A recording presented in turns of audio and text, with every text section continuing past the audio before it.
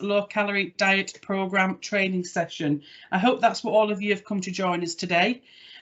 This is our third training session. We did have in attendance, or we had down roughly around 80 people to join us this evening. So there's still really quite a lot of appetite for us to run the training sessions.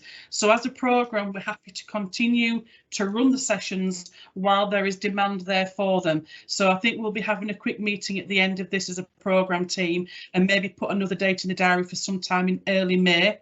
And if I can say to you that we're very happy to come and do more training sessions locally for either a practice or a PCN.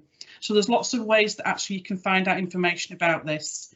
So I'd just like to check, if I may, I've got the lovely Donna with me, who's part of my team, who's going to really help me with admitting people, and also where she's able to answer some of the questions that might bob up in the chat box. Please feel free to use a chat box. And if we don't get to answer your question with either myself, Donna or Zyla, who I will introduce you to in a second, then we promise we will get back to you and we'll email you direct, because we've got your details if we need to answer your question. It's just a little bit difficult because I'm managing the slides and speaking and I can't see the chat box. So please, if you put something in there, we will get back to you. So can I just check, have I got Kamal with us from the provider before I start? Yes, I'm ready. Oh, fabulous. Hi, Kamal. Hi. So I'll get cracking, because obviously Dr. Murray will join us roughly around about 5 o'clock, which is roughly how long me and Kamal tend to talk until Dr. Murray turns up and joins us for the clinical session. So like I say, welcome.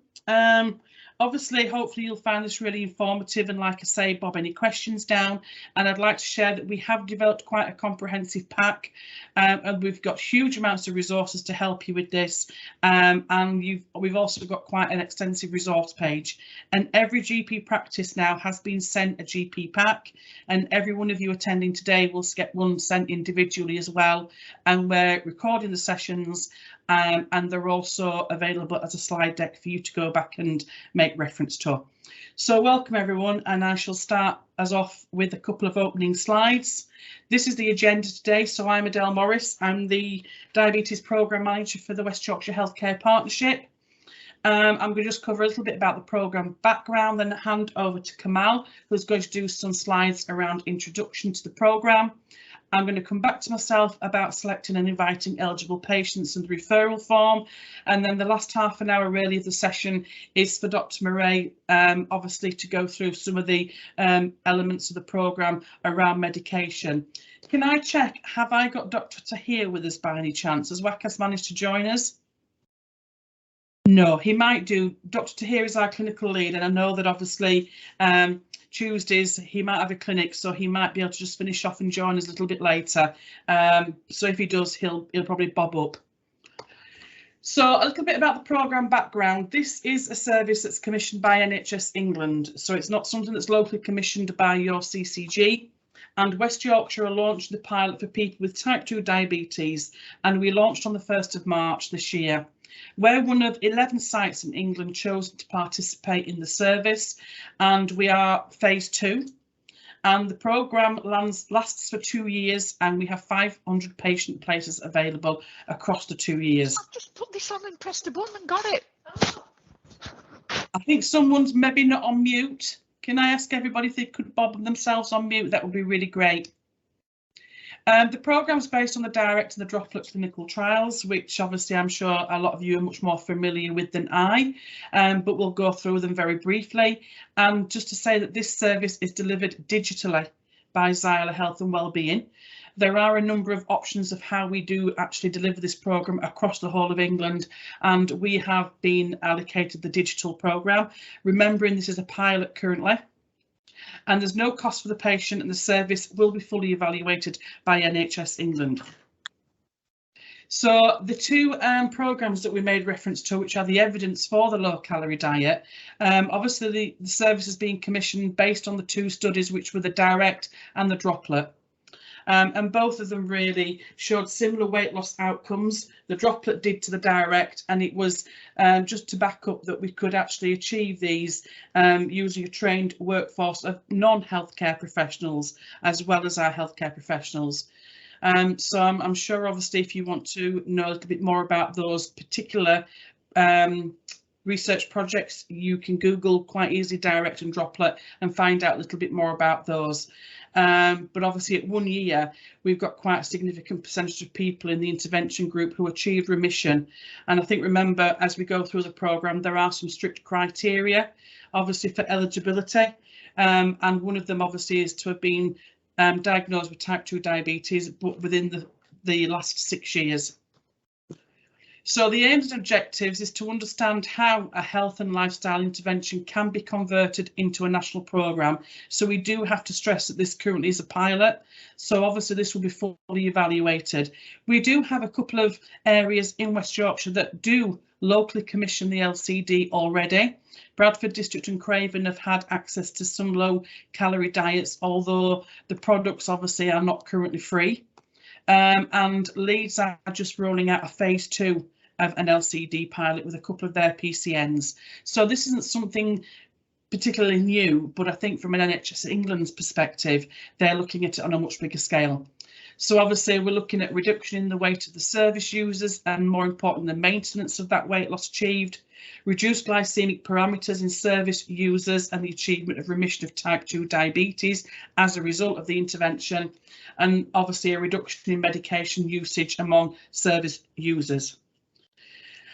So obviously remissions has been achieved when HbA1c is below 48 millimole. So obviously that fits in with you guys as a clinician really anyway, in terms of the cut-off for actually becoming diabetic. We work with a lot of patients as well with 42 to 47 with our NDPP programme. So I'm going to hand over to Kamal, and I'm going to manage the slides as Kamal speaks. So I'll try and keep up and we'll do a double act. But if I can hand over to Kamal, she's going to run you through the service overview for the low calorie diet. Over to you, Kamal. Thank you, Adele. Hi, everybody. My name is Komal. I work with Xyla Health and Wellbeing, the providers of the program. So like Adele told you, I'll be going over the program, but if you've got any questions, feel free to pop them into the chat or send them over to us on our email. That's totally fine. Or you can also interrupt me at any time and go ahead and ask that question. So as far as the eligibility criteria, we've got a pretty comprehensive eligibility criteria for the patients that will be joining the program, but you do need to make sure that your patients are aged between 18 and 65. They must have been diagnosed within the last 6 years with type 2 diabetes. They must have a BMI of 27 or higher, and this is adjusted to 25 or higher for the BAME population. Their HbA1c must have been taken within the last 12 months. If they are on diabetes medication, then that must be 43 or higher. If they aren't, then 48 or higher. But in any case, their HbA1c must be 87 millimoles per mole or lower. They do continue to go to you or any other healthcare provider that they might be seeing for the annual diabetes review. So they would continue their annual screenings, their foot screenings, whatever they're doing, even while they're on the program, and then even once remission is achieved. So just keeping that in your mind, and then also when you're introducing the program to the patient, that this is not a replacement program. Some of the common exclusion criteria, well, all of them are on there, but some of the main ones that I'll be mentioning are that they must not be a current insulin user, they must not be pregnant or planning to become pregnant within the next 6 months, or breastfeeding at this time. Some of the significant comorbidities that we cannot accept them for are on that list over there. One of the things we do see commonly is they must not have lost more than 5% body weight within the last 6 months because they do not qualify for the program, and they must not be in any current weight management program at this time. Along with that, patients must not be awaiting bariatric surgery. If they are on a list, then they can get off the list, but they must not have had it in the past. Next slide, please.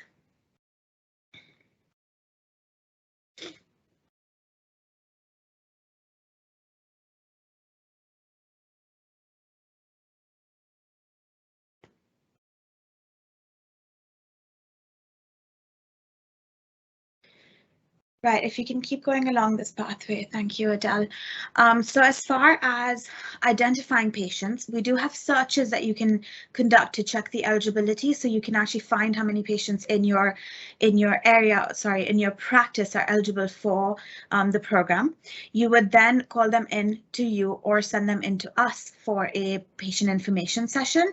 So there's two different options here. You can call them in to your practice, have a conversation with them to assess their motivation and their commitment. Then you can go ahead and refer them, or if you prefer, you can send them to us for a patient information session where we talk to them about the program, check their eligibility, check their motivation, and then they go back to you for a referral. So in either case, you would have to refer them into the program. It's not a self-referral. But there are two options over there that you can do. Then they go ahead and you go ahead and send the referral over to us. But just so you are aware, you do have a dedicated contract liaison officer. So her name is Sumaya. She's on the call right now as well. She will be your go-to person for anything related to LCD. Any questions that you may have, and there's Sumaya there for you to contact. But other than her, you've also got text templates, letter templates, patient leaflets. You've got a lot of just information on our website that you can access and learn from, videos that you can show to patients or watch yourself. Just as far as referrals as well, we've got step-by-step referral process on the website available for you. Once the referral then is made on your end, what you would need to do is in the last 2 pages of the referral, you would be putting in any medication changes that you want the patient to be making. This would be these medication changes would start when the patient actually starts the program. So as far as total diet replacement, the day that they start total diet replacement, and I'll go into detail in that in just a moment, that's the day that they'll be making the changes in medications. So you would be making that on the referral form, but also giving that to the patient in writing. So you would have to provide that to the patient via text, letter, or email. You can also just print out the referral form and provide that to the patient, and that's totally fine. Once we get that referral form, we check that the patient is eligible. If they aren't, we obviously let you know, but we confirm that information, and then we contact the patient to discuss the program within 5 business days. Once we go ahead and contact them, we get them set up for a booking. So we call that a booking call. We then go ahead and confirm their start date with them, set them up for, starting on a certain date, getting their TDR products, everything aligned on their end. We also send them a starter pack. The starter pack includes the TDR products that they will be consuming, so they can try all the products, make sure that they like them, make sure that out of the 6 products that they are provided, they like the taste, and then they get to decide which of the 6 that they want to order for that 3-month supply. We make sure that at this point that the patient has the medication changes in writing, and then we go ahead and book them onto the session.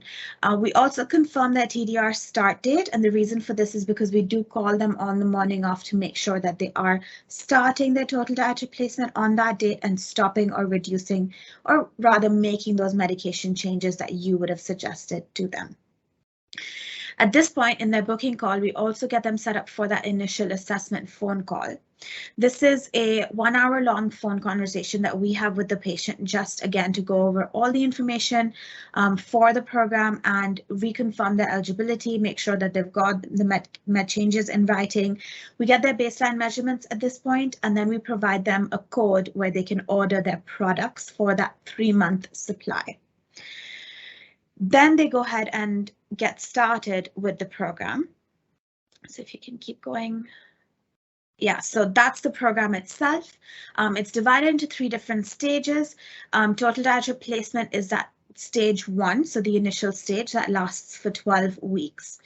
They are on total diet replacement, like suggested. They are on soups and shakes for the 12 weeks. We do contact them 5 times during this time, so we have 5 conversations with them over the course of those 12 weeks, and then they go on to their stage 2. During this time, or during the entire program, they do have a lot of online learning modules using the app. So they've got a lot of information that they've got access to, but also just learning that they're doing throughout the program. So from stage 1, they move on to stage 2. When they are on stage 2, we call this the food reintroduction phase, where they start to bring food back into their diet. By this time, we have educated them on healthier options, so they do know what they're meant to be eating and what they're really meant to be avoiding for the most part. We speak to them twice at this time, so we do call them over the phone, have conversations with them to check in with them twice in the 4-week phase where they are reintroducing food. Then they go on to stage 3. This is their weight maintenance phase. This is about 8 months long, where they are then maintaining their weight. So this is when we talk to them about exercise, we talk to them about maintaining healthy habits, just everything that they need to do to maintain their weight and keep the blood glucose levels low, keep their weight low, and keep in that maintenance at this point. We speak to them 8 times during this time. So just on whole, we are in touch with them quite a bit, but if they have any questions, they are welcome to reach out to us. We do provide them with an email address, a phone number, so they can contact us at any time if they need.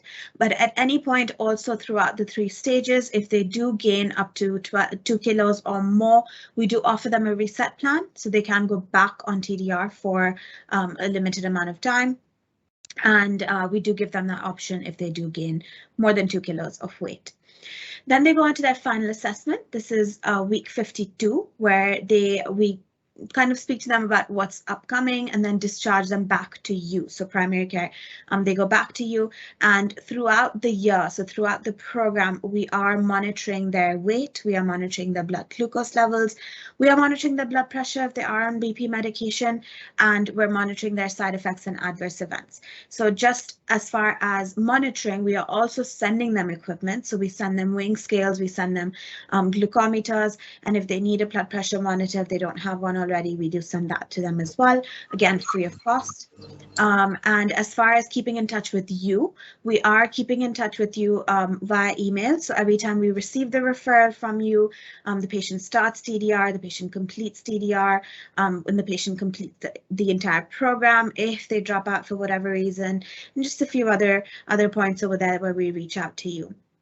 As far as side effects and adverse events, we do expect you to be involved if need be. So we do let you know if the patient is going through that. So that's on the top over there, where if we ask you perhaps to increase medication or just any clinical needs, we are in touch with you for that as well. To adjust medication, and as far as it is your responsibility then to continue with their reviews. So just that 6-month, 12-month HbA1c readings, etc., that you would anyways do, you would continue to do with that patient as well. So as far as adverse events, there are some common ones that we see. There are some that we don't see very commonly, but we are reporting everything that we do see. So we do let you know if there is any excessive weight loss, if there is any blood glucose levels outside of the range. So we are informing you as well, and same with blood pressure. As far as common side effects that we do see, constipation, headaches, fatigue are some of them, just so you're aware, but we do have an MDT team, so multidisciplinary team, inclusive of dietitians that kind of take care of any symptoms that are persistent and also keep you in the loop if anything is needed on your end. So as far as the products themselves, like I said, we've got 6 different products, and they are consumed, 4 products are consumed per day. So this comes up to about 800 calories. They are enough as far as energy intake, protein, vitamins, minerals for each patient. And flavor wise, there's shakes available in banana, chocolate, vanilla, and strawberry, and the soups are in chicken and vegetable. They are all gluten free. There are vegetarian options. So everything's vegetarian except for that the chicken soup, and as far as halal, they are halal certified and kosher as well. As far as additional supplements, we do provide them with a fiber supplement that they would be consuming per 1 a day. And they can trial the flavors. So when they do actually get that starter pack from us, they trial the flavors to see what works for them or what suits them as far as flavor. Everybody has their own likes and dislikes, so they can kind of pick which flavors they want at the beginning to order that for the 3-month supply. So this is what the app actually looks like. It's it's a really good app that has a lot of information on there. But other than the information, it's also got any upcoming appointments that we have scheduled with the patient. They've got a forum that they can post on to, learn from other people that are on the program. We've got a lot of people that ended up making friends through the forum as well, so they go on walks with them, etc. They've got recipes available. They've got exercise routines. They've got a lot that they can learn and keep in touch with via the app as well. Just some more screenshots of that. So that on the right top over there is their learning module. So every time they complete a module, they move on to the next one. On the left bottom over there is their weight tracking, so they can put in their weight and monitor their weight essentially throughout the program.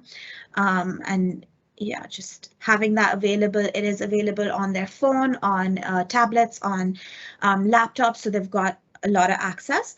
That on the left over there is our personalized action plan, or a personalized action plan that we send to the patient. It's a physical copy.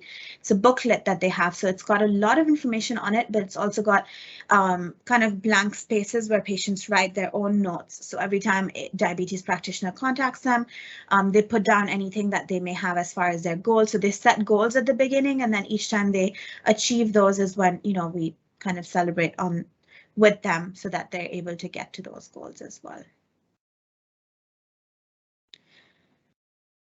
So as far as patient information sessions, I did touch upon this earlier. We do have patient information sessions that we conduct on our end.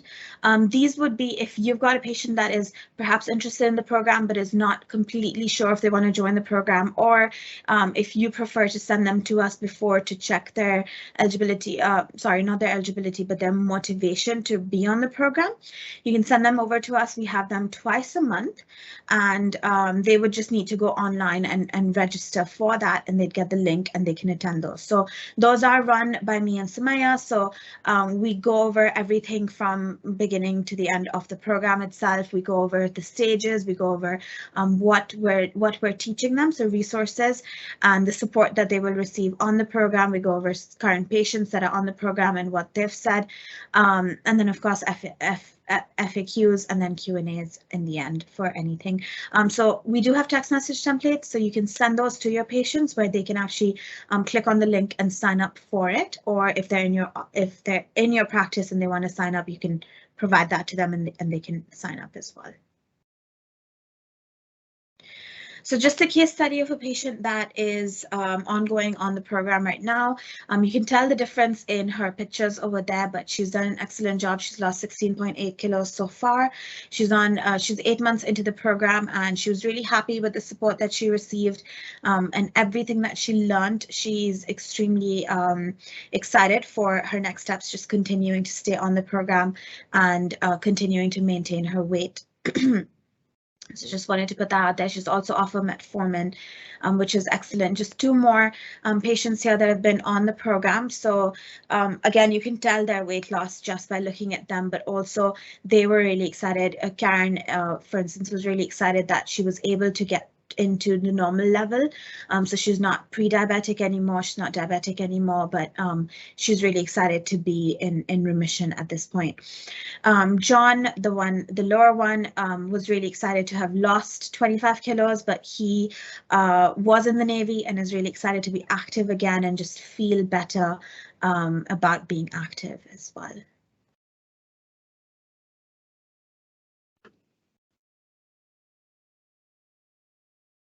So I'll hand it back to you, Adele. Thank you.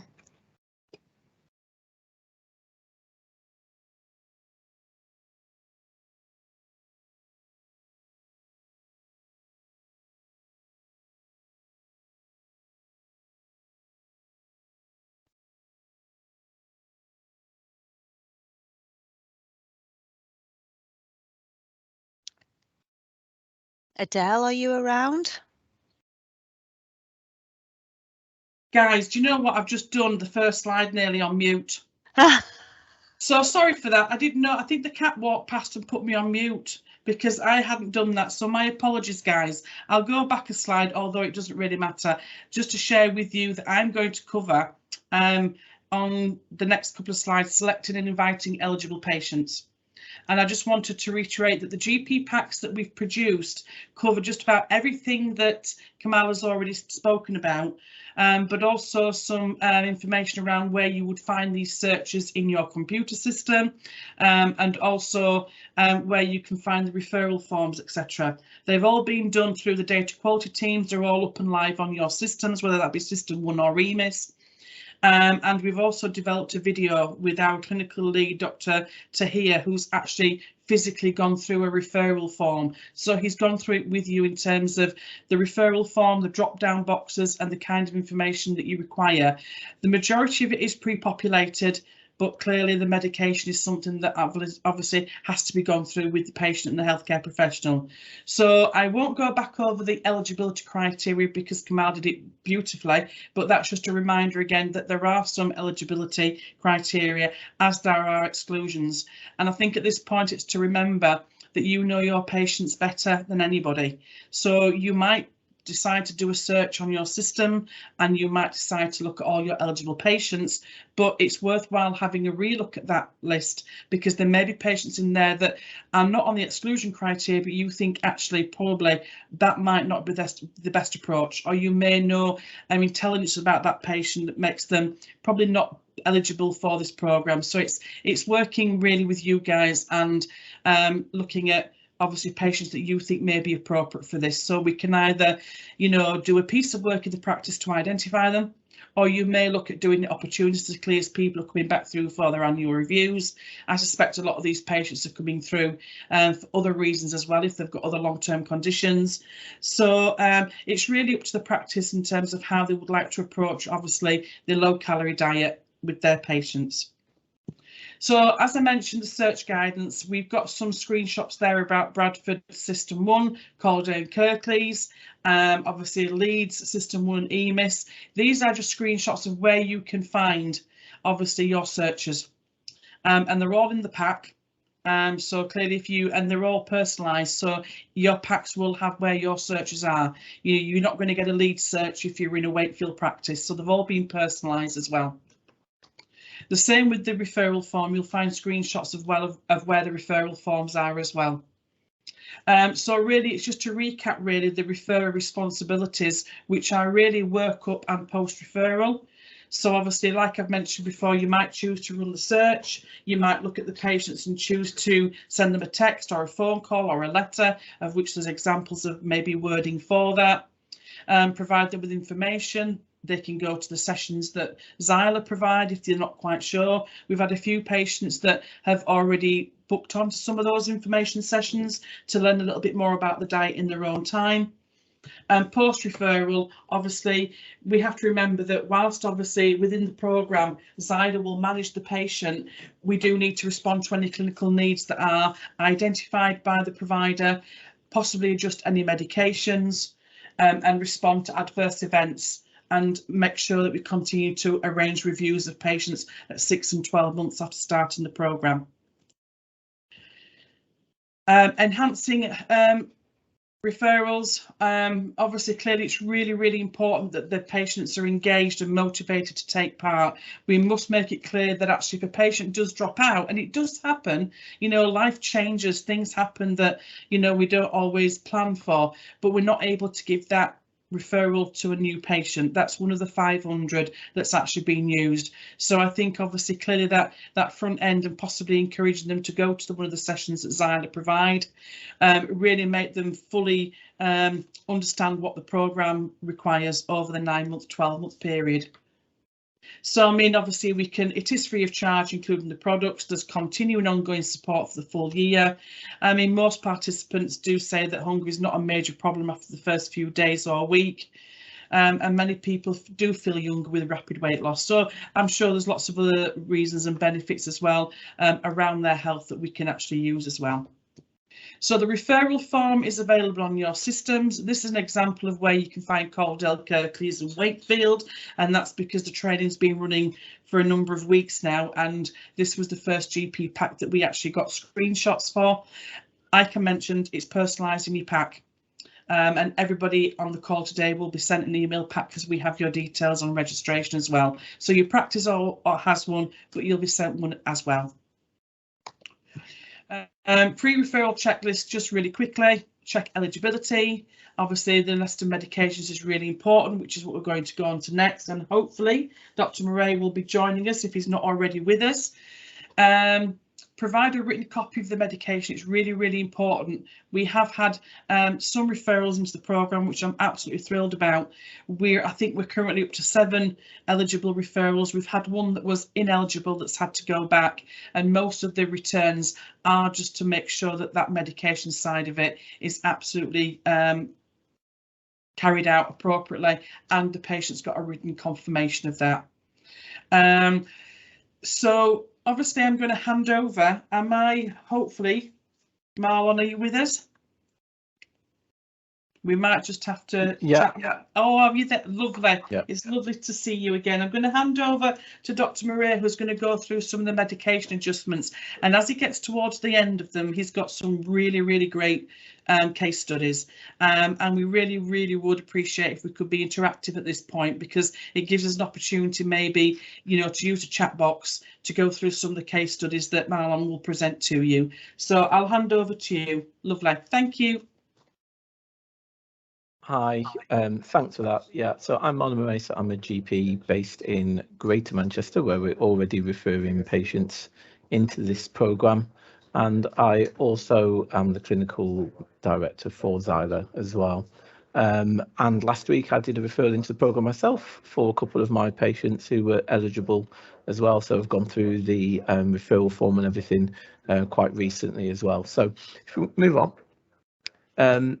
These are just the key things I want to make sure you're fully aware of before you start, and that is any hypoglycemic agent, so that's metiglanide, metilglanides, and sulfonylurea should be stopped during the TDR phase for safety reasons.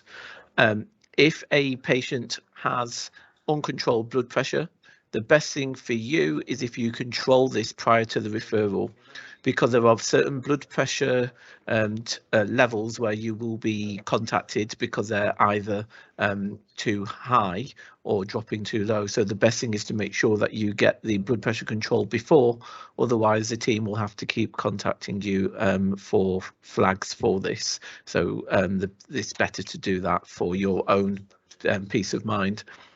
And also, if a person is taking any anti-diabetes agents for another indication, such as heart failure, CKD, or PCOS, and you feel you cannot stop this during the 12-week TDR program, then that person is best not to be referred, because you would need to stop those or reduce those during that period, as according to the guidance. So thanks. So the reason why we say this is due to this, when we've done the research prior to being launched at a national level, the research showed that within the first 1 to 2 weeks, there was a significant drop in the blood glucose of these patients, on average from 12 to around 7.5. And then as it continued on further to around 8 weeks of the TDR program, that this reduced further to 6 from 12. So you can see there can be quite a significant drop in the glucose. So keeping them on an SU is obviously very risky. So that's why we recommend that SUs and metilglanides are stopped. We also see a small drop in blood pressure in these patients. So we have seen a significant drop in the first 1 to 2 weeks, again, for both the diastolic and the systolic blood pressure readings. So again, this is why we have some advice around the blood pressure medications as well. So for the glucose medication, there's some simple guidance here to follow. Bearing in mind that on day 1, there can be significant drops as soon as they drop down to that 800 calories a day. So if they are on 1 or 2 agents, the safest thing to do is just to stop those. So that is the simplest thing to do. So just stop those. If they're on 3 or more agents, then the best thing to do is try to just keep them on metformin if metformin is one of those agents. If metformin isn't one of those agents, then it is safe to leave them on a DPP4 if that is one of the agents, but it would, or pioglitazone, I should say, but the other agents such as SGLT2s, SUs, and a GLP-1 would be recommended to be stopped.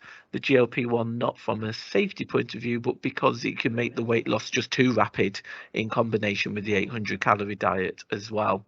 But the important thing being that once you do the referral, you mark the medicine on the referral form. They're all there on the drop down list. You choose what the medicine is and you choose whether you're changing it. But if you are continuing it, you must also mark that you are continuing it as well, and give that in writing to the patient. So what I simply do is just print out the referral form and give the patient a copy so they have it in writing. So these are the agents which are safe and excluded from the program. So obviously we know, as we mentioned, metformin, pioglitazone and DPP4s are all completely safe to use. GLP-1s is an amber area because obviously, as I said, the weight loss is obviously greater with these agents anyway. That compared with the 800 calorie diet may be a bit too much. But if we absolutely had to use them, then it is something that we could consider. But the absolute red areas are SUs, meglitinides, and SGLT2 inhibitors, simply because this is a ketogenic diet, and obviously there is the theoretical risk of ketoacidosis with the SGLT2 inhibitors. Anyone on insulin is excluded from the pilot. So if you've had someone who you are doing a rapid start of insulin to get the blood sugars down, I've got someone recently that I'm referring into the program. Diagnosed HbA1c was over 100 initially. I started them on insulin, got the HbA1c down to the 70s on the insulin, transferring them onto metformin. Once they're transferred onto metformin, then I'm referring them into the program. Thank you. So these are the points at which you will be contacted. So if a person is under 15, then you wouldn't be contacted.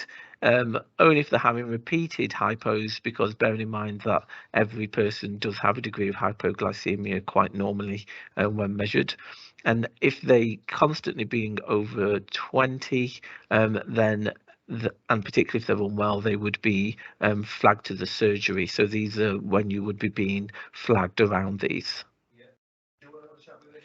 If they are constantly flagging on these high readings, the recommendation is that we start metformin as a first line if it's a TDR phase of the diet.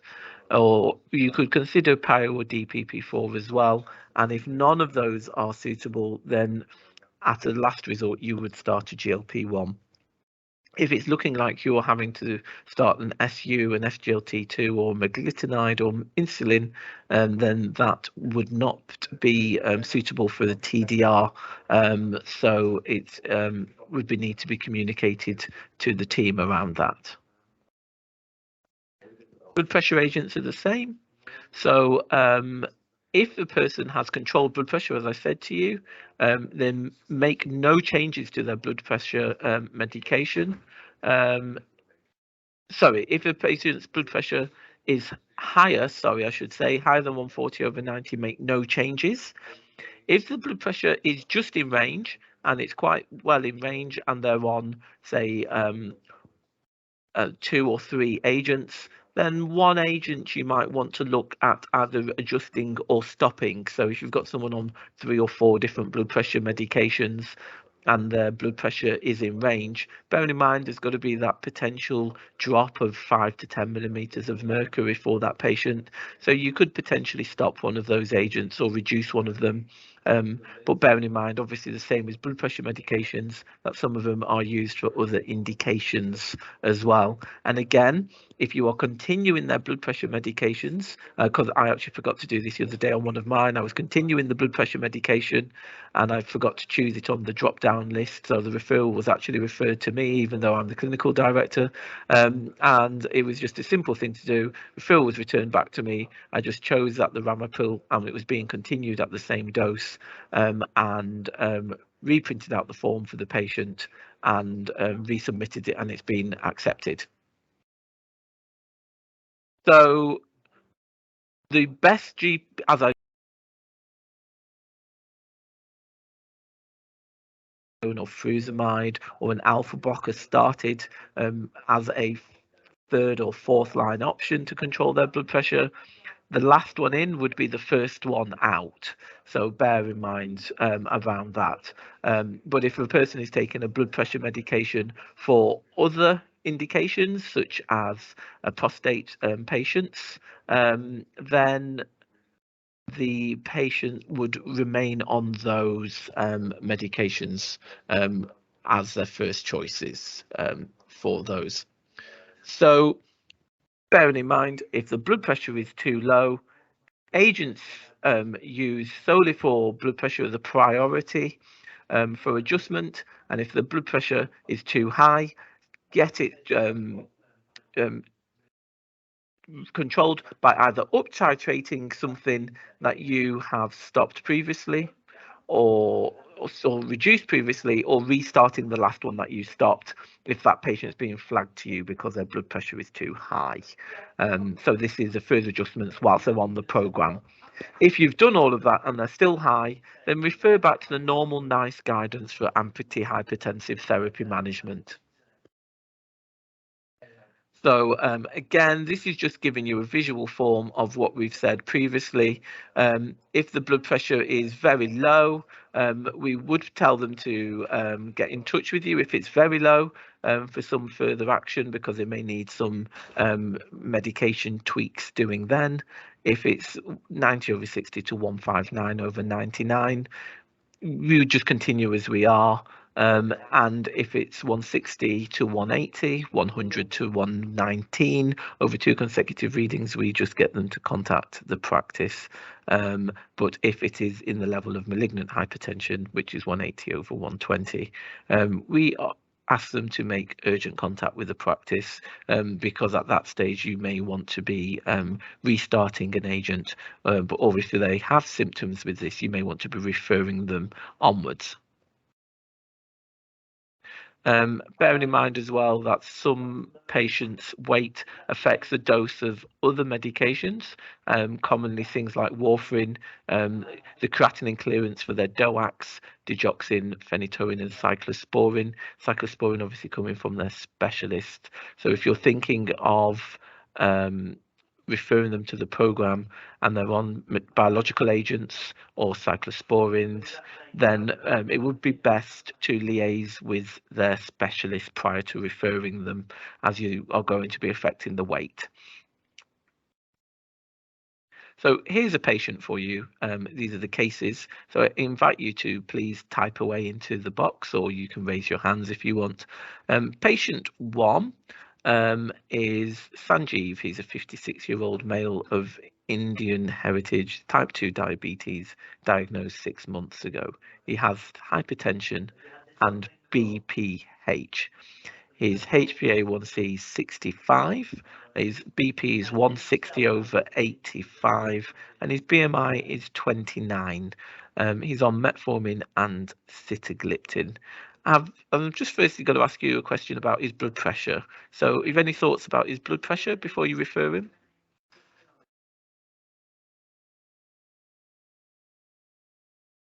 So, were you trying to get some treatment for it? Is that what you got?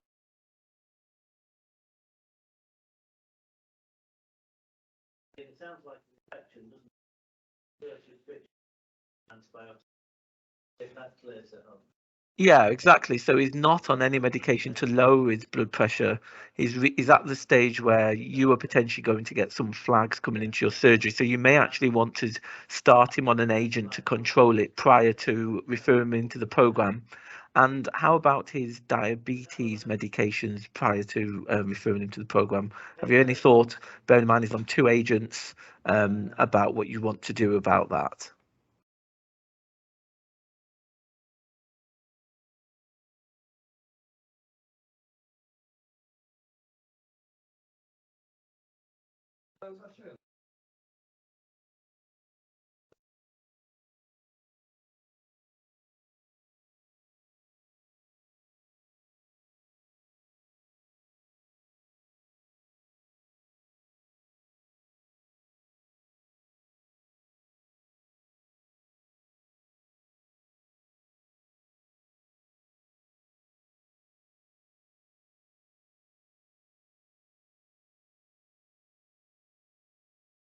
Sorry, Jane. Hi, sorry. You'd stop the sitagliptin, wouldn't you, before you referred him? You stop both because he's on 2 agents. So the recommendation, if they're on 2 agents, then you would stop both. Stop 3 both. or more agents, then you would stop 1. Keep on the metformin. Keep on the metformin. Yeah. Okay, thank you. Okay, so we've got another case for us as well. This is Barbara. Barbara is 60 and she is a Caucasian female. She's had diabetes for 3 years, so she is eligible for the program. She has hypertension and angina. Her HbA1c is 70. Her blood pressure is well controlled and her BMI is 28.2. She's on a number of agents: metformin, gliclazide, sitagliptin, and ramipril, bisoprolol, and atorvastatin. So let's start with the diabetes agents this time because they're a bit more straightforward. She's on 3 agents. Any thoughts about what you would want to do with these?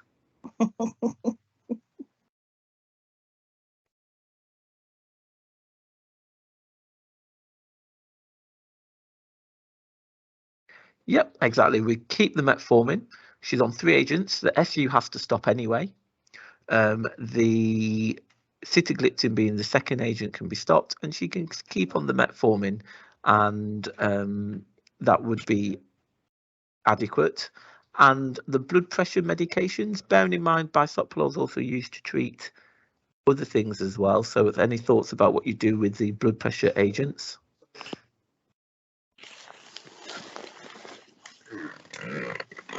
Absolutely, Donna's straight in there.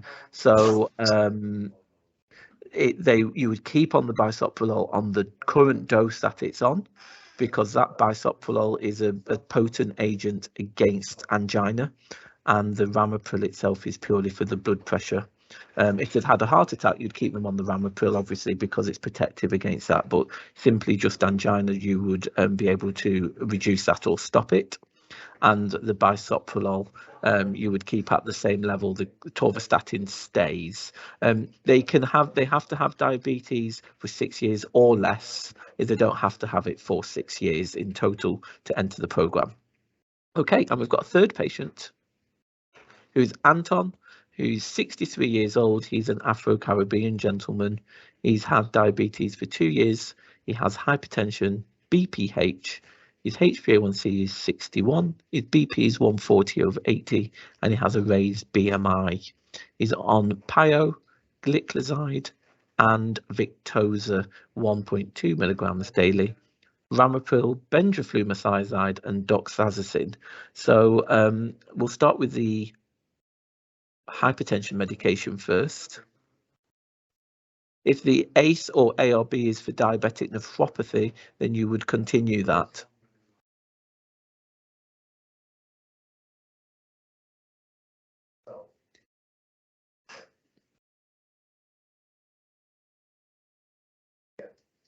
Yeah, so Lindsay's pointed out there. So the key thing here is he has got BPH. So the doxazosin has 2 uses, both for the BPH and the blood pressure, but likely was the one that was started last, sorry. So last in, first out. But on this occasion, it wouldn't be because of his BPH, so it actually would be kept in because of the BPH as well.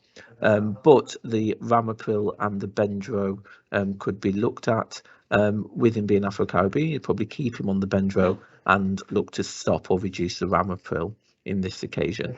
And yeah, there's no mention of him having CKD, so you would be able to adjust the ramipril. If, like I said previously, if they're on agents for another indication where you feel you can't stop them, then consider about whether or not you can refer the patient into the program or not, or what you would do with that. So to go on to the diabetes, anti-diabetes medications, we have Victoza, gliclazide, and Pio. So any thoughts about this one? Yeah, Jane straight off the mark there. And yeah, so gliclazide has to stop anyway. The Victoza would make the weight loss potentially too rapid for him. So the safest thing would be to keep Pio and stop all the others. So essentially you would keep him just on Pio and doxazosin and stop all the other medication when he starts the program.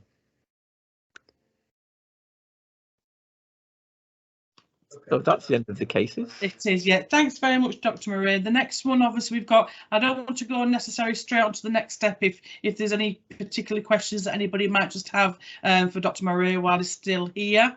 If I'll go on to the next slide, but is it okay if there are still a few questions that bob into the chat box while I do the next couple of slides, Marlon? Is that okay? Yep. So there's just one there as well, Billy. I don't know, is he referring to you or us, Adele? Right, I can't see with me sharing the slides. If we refer to the programme, would you guide us on which meds to consider stopping first? So there is a slide here when the slide set is shared with you. That is always suggesting keep them on metformin and stop the others first. Right, well, I mean, obviously as a system, we do have Dr. Tahir as our clinical lead. I mean, clearly one for the entire system's, you know, a little bit of a stretch. But I think obviously, you know, this is something that I think that Dr. Tahir was discussing and chatting about in terms of maybe people's confidence, or maybe how do we go about this if clearly they might need a little bit of help and support. I mean, I think hopefully we would ask you whether or not one of your colleagues within practice, maybe who might be a little bit more experienced, possibly in managing diabetes, would probably be the first point of call. But of course, as a system, we do have a clinical lead. So if anybody does have any particular questions or wants to actually have a chat with WACAS or drop him an email, he is more than happy to actually help the system when it comes to the LCD. But as you can appreciate, we can't get one round 300 practices.